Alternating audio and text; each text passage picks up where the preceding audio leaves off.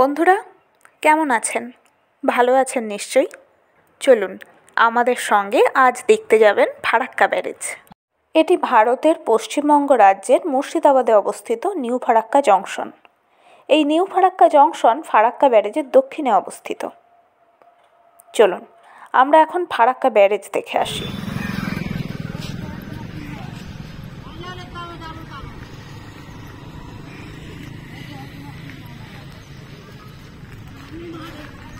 ওই তো নদী দেখা যাচ্ছে। চলুন একবার দূর থেকে ফারাক্কা ব্যারেজ দেখি, তারপর আবার সামনে গিয়ে ফারাক্কা ব্যারেজ কাছ থেকে দেখব।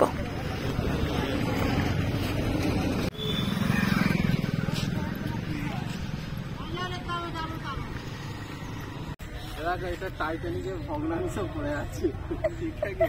ওখানে ডুবেছিল, এখানে ভাসতে ভাসতে ভাসতে এখানে এসে একটুখানি জমে আছে। ছবিটা তুলে না, ভগ্নাংশটা চলে আসে আস্তে আস্তে আসে।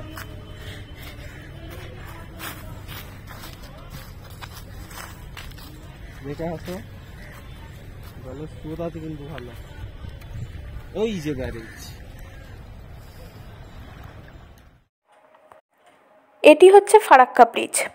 খুবই গুরুত্বপূর্ণ একটি ব্রিজ। কেন গুরুত্বপূর্ণ? হ্যাঁ বলবো নিশ্চয়ই। এই ব্রিজটির উপর দিয়ে গেছে 34 নম্বর জাতীয় সড়ক এবং রেলপথ।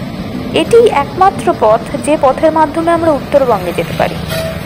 এই ব্রিজটি শুধু উত্তরবঙ্গ এবং দক্ষিণবঙ্গকেই নয়, ভারতের উত্তর পূর্ব অংশকে বাকি ভারতের সঙ্গে জুড়ে রাখতে বড় ভূমিকা পালন করে।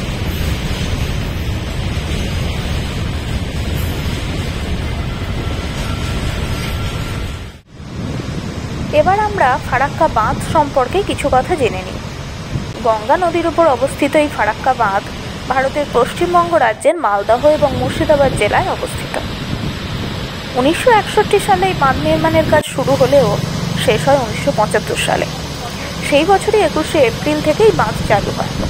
ফারাক্কা বাঁধ 2240 মিটার লম্বা, যেটা প্রায় $1 বিলিয়ন ব্যয়ে সোভিয়েত রাশিয়ার সহায়তায় বানানো হয়েছিল।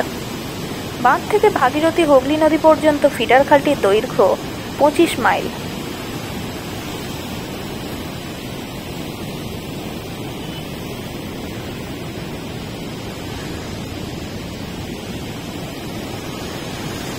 সূর্যের আলোয় কি সুন্দর লাগছে দেখুন। 1950 ও 1960-এর দশকে কলকাতা বন্দরের কাছে হুগলি নদীতে পলি জমা একটি বড় সমস্যা হয়ে দাঁড়ায়।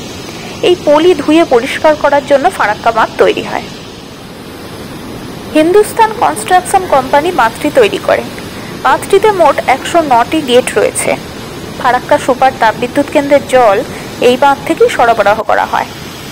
এই বাঁধের মুখ্য উদ্দেশ্য ছিল জলের অভাবে হারিয়ে যেতে বসা গঙ্গার শাখা নদী ভাগীরথীকে পুনরায় গঙ্গার জলে পুষ্ট করা এবং দিন দিন নব্যতা হারিয়ে যাওয়া কলকাতা বন্দরকে পূর্বরূপে কার্যক্ষম করে তোলা।